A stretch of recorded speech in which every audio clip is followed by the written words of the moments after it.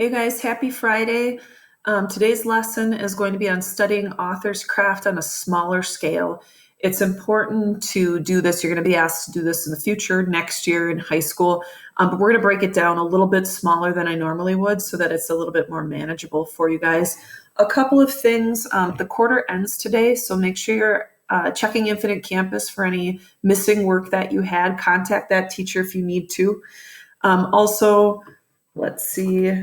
One thing you'll see that's new is I added a student calendar to our classroom. So if you look, it just has the lesson for the day, the date, and then a checklist that you can take a look at that you got everything done. So today we're going to do noticing author's craft document in classroom. And then I'm just asking you to remember to check your Infinite Campus for missing work. All right, so let's get started. Many of you have seen this before.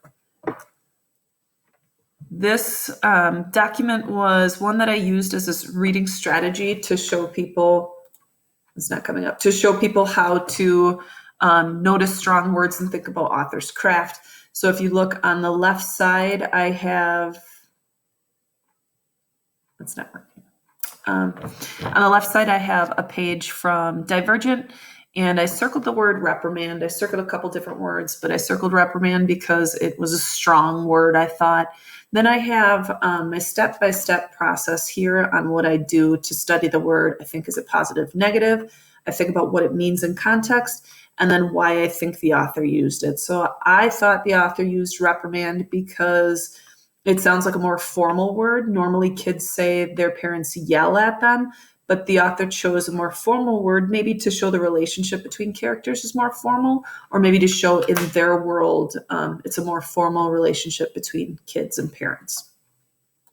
There's also some templates here to get into your analysis of author's craft, because I know sometimes those transitions are difficult. So I'm going to model what you're going to be doing for today's assignment. All I'm asking you is that you take a page or a section in your book and you read it and you notice something. It could be a word, it could be a phrase, it could be dialogue, it could be action of a character, and then you're going to put some analysis to that. So I have on the document circled the section on page 84 that I noticed because there's figurative language.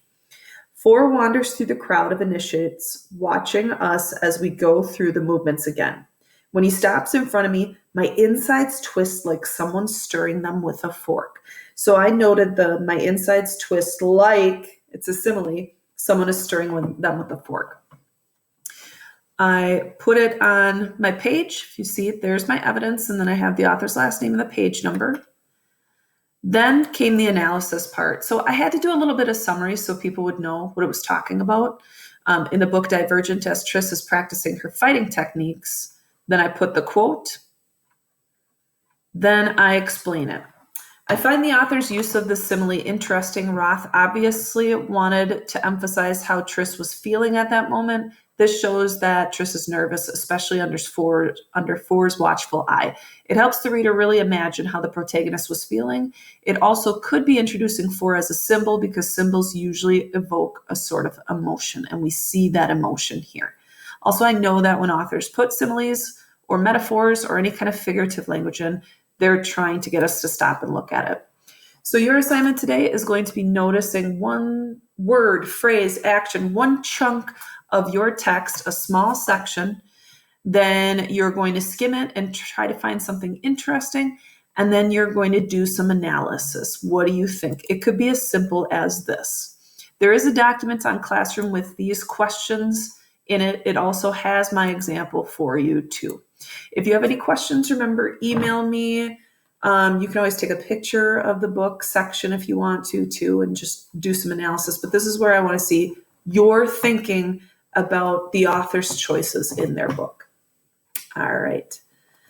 So again, feel free to email me, and have a good weekend, you guys. This has been a great week. I think everyone has done a great job, or the best we can, and we're learning a lot from this.